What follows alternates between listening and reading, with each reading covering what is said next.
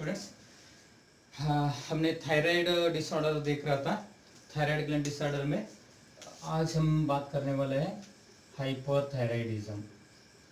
Hyperthyroidism, okay. So hyperthyroidism and hypothyroidism. So last class में हम hyperthyroidism देखा। सो hyperthyroidism में क्या होता है?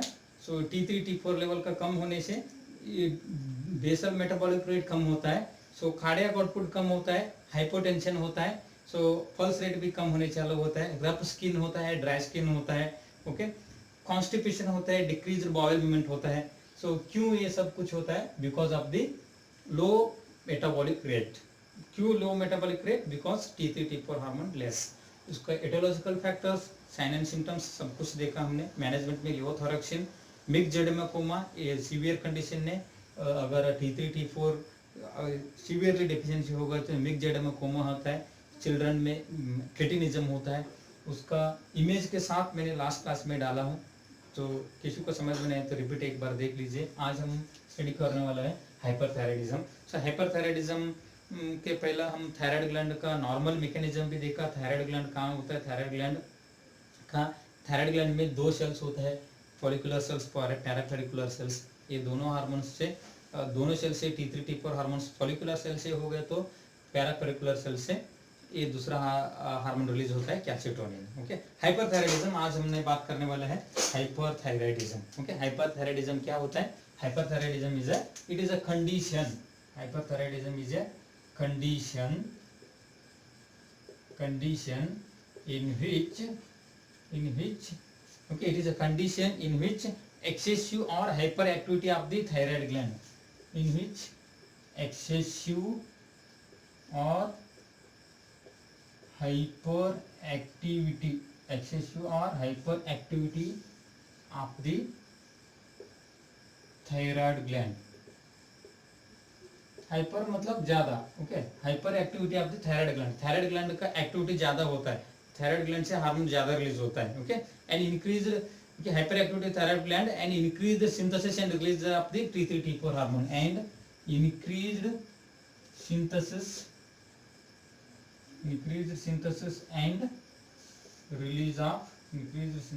And release of T3 T4, increase in the release of T3 T4 hormones, okay।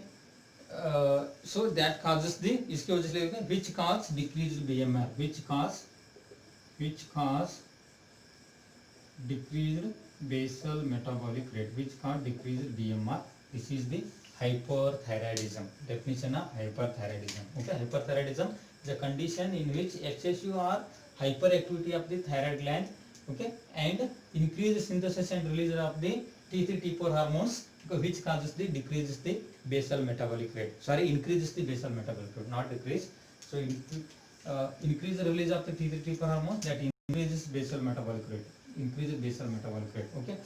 Hypothyroidism में basal metabolic rate कम होता है, हाइपो में कम होने से बॉडी में वेट गेन होता है, कैलोरी यूज नहीं होता है, ओके। हाइपरथायराइडिज्म में कैलोरी यूज ज्यादा होता है ड्यूरिंग रेस्टिंग पीरियड में भी।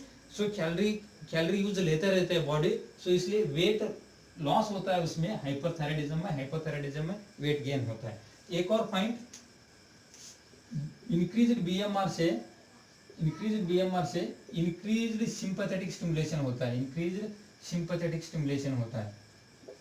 स्टिमुलेशन में सिंपैथेटिक पैरासिम्पैथेटिक। इंक्रीज सिंपैथेटिक से इंक्रीज्ड हार्ट रेट होता है, इंक्रीज्ड हार्ट रेट से इंक्रीज्ड कार्डियक आउटपुट होता है, इंक्रीज्ड कार्डियक आउटपुट से हाइपरटेंशन होता है। So exact opposite, decreased BMR हो गए तो बीएमआर डिक्रीज हो गए तो हार्ट रेट डिक्रीज होगा, कार्डियक आउटपुट डिक्रीज होगा, हाइपोटेंशन होगा, ओके। इस तरीके से exact opposite symptoms are seen in the hyperthyroidism as comparatively hypothyroidism, okay. So this is ये नॉर्मल का बात हो गया, डेफिनेशन का बारे में हो गया ये। It is a most commonly affect to the female than males. ये मोस्ट प्रोबेबली हाइपरथायराइडिज्म फीमेल में ज्यादा होता है मेल से, ओके। मेल से ज्यादा फीमेल में ज्यादा देखने मिलता है, वो भी between the 22 to 40 years of age, okay. 22 to 40 years का एज में बीच में फीमेल्स में ज़्यादा देखने मिलता है ये हाइपरथायराइडिज्म। ओके, फिर उसके एटोलॉजिकल फैक्टर्स हमने देखा, तो aetiological factors,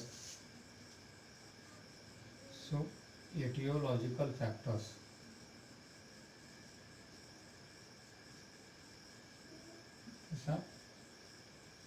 hyperthyroidism,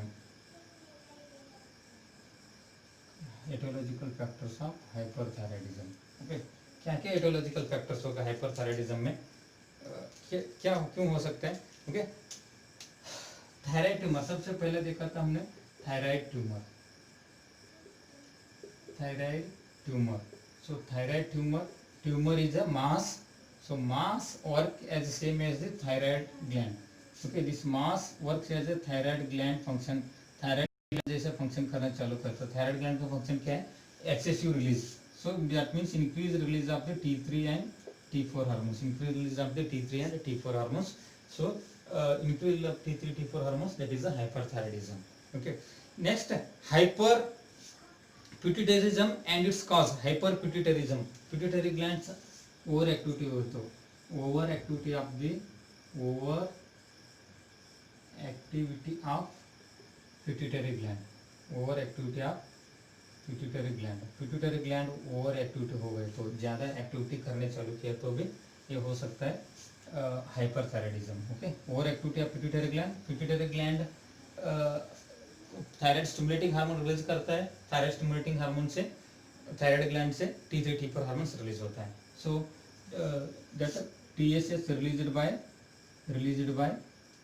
pituitary gland, then TSH stimulate the thyroid gland, then thyroid gland releases T3 T4 hormones. ये ज़्यादा काम कर रहा है तो T3 T4 हार्मोन ज़्यादा आता है। ओके, ये दूसरा काज हो गया, दूसरा एटोलॉजिकल फैक्टर्स है। अगर हम तीसरा के बारे में देख रहे हैं, toxic diffuse goitre, toxic diffuse goitre, toxic diffuse goitre, toxic diffuse goitre, उसको हमने ग्रेव्स डिसीज भी बोलते हैं, Graves disease, toxic diffuse goitre और Graves disease. Toxic diffuse goitre में क्या होता है? सो ये टॉक्सिक डिफ्यूज ग्वाइटर हम हाइपोथायराइडिज्म में भी देखा था, इसमें क्या होता है? हाइपोथायराइडिज्म में भी क्या होता है? सो एंडेमिक ग्वाइटर बोला था हमने, endemic goitre, endemic goitre, hypo में, हाइपोथायराइडिज्म में एंडेमिक ग्वाइटर, एंडेमिक ग्वाइटर है। ओके, इसमें क्या है? टॉक्सिक डिफ्यूज ग्वाइटर है। टॉक्सिक डिफ्यूज ग्वाइटर क्या होता है? एक्चुअली टॉक्सिक डिफ्यूज ग्वाइटर एक, ओके, ये एक ऑटो इम्यून डिसीज है, ऑटो इम्यून डिसीज है। ऑटो इम्यून डिसीज से एंटीबॉडी फॉर्मेशन होता है बॉडी के अंदर, एंटीबॉडी फॉर्मेशन होता है। ऑटो इम्यून मतलब इम्यूनिटी सेल्फ एक्ट करने से एक एंटीबॉडी फॉर्मेशन होता है, इसको thyroid stimulating, okay, thyroid stimulating immunoglobulin, okay, immunoglobulin, thyroid stimulating immunoglobulin करके एक एंटीबॉडी रिलीज होता है, वो TSI, thyroid stimulating immunoglobulin, it work as a thyroid stimulating hormone, TSH जैसे काम करते हैं। थायराइड स्टिमुलेटिंग हार्मोन क्यों? Auto antibody formation in the body, so that causes the antibodies, that is a thyroid stimulating hormone, thyroid stimulating immunoglobulin, this thyroid stimulating immunoglobulin acts as a thyroid stimulating hormone, thyroid stimulating hormone जैसे काम करता है। okay, thyroid stimulating hormone means increase release of thyroid stimulating hormone that stimulates the thyroid gland to release increase T3 and T4 hormones, okay, increase T3 T4 hormones from the follicular cells, then the toxic diffuse goiter, उसको हमने क्या बोलते हैं? Toxic diffuse goitre बोलते हैं, toxic diffuse goitre.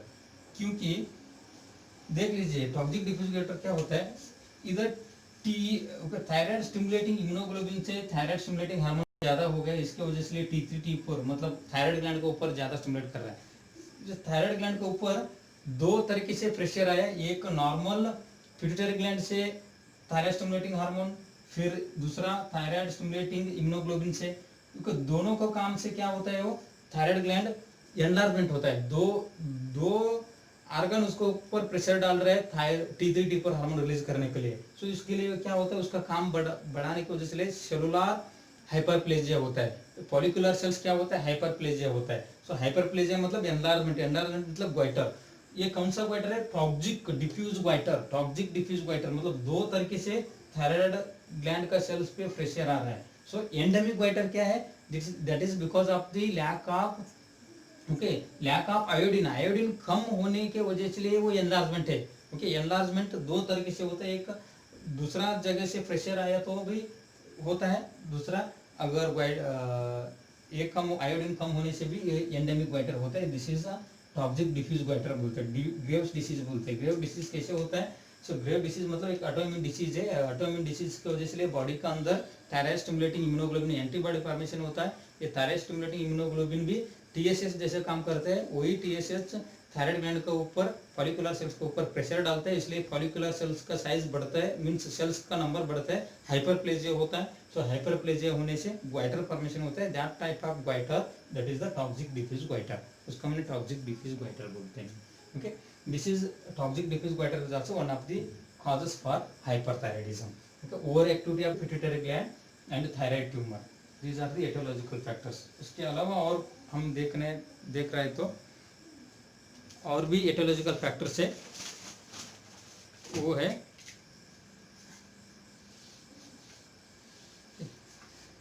Thyroiditis. Thyroiditis से भी हो सकता है थायराइडाइटिस. ओके, थायराइडाइटिस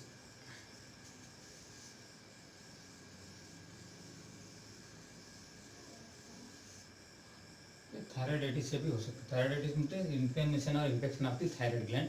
सो थायराइड ग्लैंड इन्फेक्शन से थायराइड ओवर एक्टिविटी होने के चांसेस होता है. सो इसलिए भी होने का चांसेस होता है. Okay, next treatment with, okay, excessive thyroid hormones. Treatment with excessive thyroid hormones, aetiological factor हमने देख रहा था. Treatment with excessive thyroid hormones. Treatment with excessive thyroid hormones. Okay, treatment with excessive thyroid hormones मतलब, okay, for example thyroid hormones ज़्यादा करने के लिए हमने क्या क्या मेडिसिन देते हैं? लिवोथायरॉक्सिन. ओके, हमने देखा था लिवोथायरॉक्सिन. इससे वजह से क्या होता है? लिवोथायरॉक्सिन थायराइड हार्मोन स्टिमुलेट करने के लिए, थायराइड हार्मोन ज़्यादा रिलीज करने के लिए देता है. अगर और ज़्यादा गोली का इफेक्ट ज़्यादा हो गए तो क्या होता है? सो ज़्यादा T3 टिपर हार्मोन रिलीज होता है. ओके, ये भी हो सकता है. Okay, iodine induced hyper, okay, iodine induced hyperthyroidism. दूसरा एक काज होगा आयोडीन इंड्यूस्ड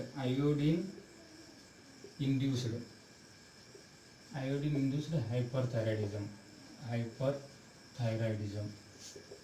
आयोडीन इंड्यूस्ड मतलब जो लोगों को आयोडीन कम है, आयोडीन कम से क्या होता है? T3 T4 कम होता है. ओके, अगर हमने ज़्यादा आयोडीन हम पर्सन्स को एडवाइस कर दें, मीन्स ज़्यादा आयोडीन कंजम्पशन किया, ज़्यादा आयोडीन से भी क्या होते हैं?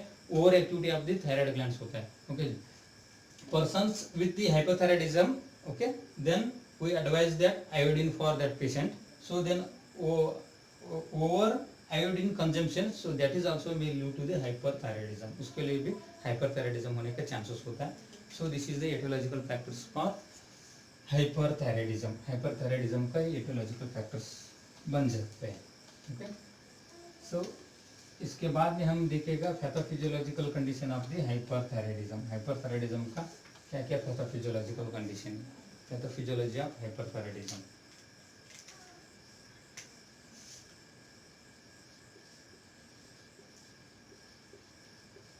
Pathophysiology of hyperthyroidism. Okay, hyperthyroidism.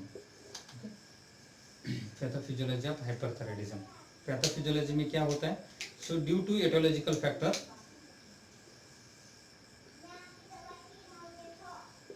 Due to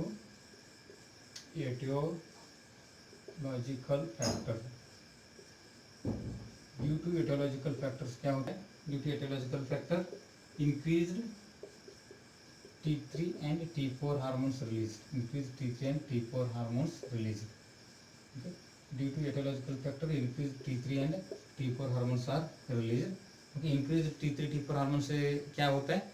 So increases the basal metabolic rate. Increases the basal metabolic rate. Increases the basal metabolic rate. Okay. Increased basal metabolic rate increase होगा से increased cardiac output, increased heart rate, and increased cardiac contractibility, increased cardiac activity or cardiac contractibility.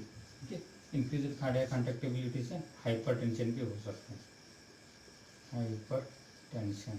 Okay, so this is what the pathophysiological condition of the hyperthyroidism. hyperthyroidism का इस तरीके से pathophysiological condition भी होता है hyperthyroidism में. ठीक है, this is regarding today's class hyperthyroidism. hyperthyroidism क्या होता है? hyperthyroidism is a condition in which excessive or overactivity of the thyroid gland that causes the increased synthesis and release of T3 T4 hormones, so that cause increased basal metabolic rate. Okay, it is the most common in the female than males between the 21 to 40 years of age. Okay, next etiological factors में thyroid tumor से भी हो सकता है. Graves disease क्या बोला मैंने? Toxic nodular diffuse, toxic goiter diffuse. So this is what due to the autoimmune disease there is a formation of immunoglobulin, thyroid stimulating immunoglobulin that works as a thyroid stimulating hormone. Then it stimulates the thyroid gland, stimulates the follicular cells on the thyroid glands. Then the hyperplasia occurs. That hyperplasia, that is called as goiter, that is a toxic nodular goiter. Okay, so thyroiditis से भी हो सकता है, inflammation or infection of the thyroid gland, so overproduction of the T3 T4 hormones. Then iodine induced hyperthyroidism भी बोलते हैं हमने. Iodine induced मतलब आयोडीन ज़्यादा देने से भी हो सकता है. सो नेक्स्ट पैथोफिजियोलॉजिकल कंडीशन में एटोलॉजिकल फैक्टर्स वजह से T3 T4 हार्मोन्स ज़्यादा आता है, जिसकी वजह से बेसल मेटाबॉलिक रेट बढ़ता है. बेसल मेटाबॉलिक रेट बढ़ने से कार्डियक आउटपुट ज़्यादा होता है और पल्स रेट भी ज़्यादा होता है. कार्डियक एक्टिविटी, कार्डियक कॉन्ट्रैक्टिबिलिटी बढ़ता है. सो हाइपरटेंशन भी होता है. सो बाद में साइन एंड सिम्टम्स दिखने चालू होता है. सो this is regarding the hyperthyroidism. In next class we will discuss regarding the sign and symptoms and diagnostic evaluation and as well as management of hyperthyroidism. Thank you very much.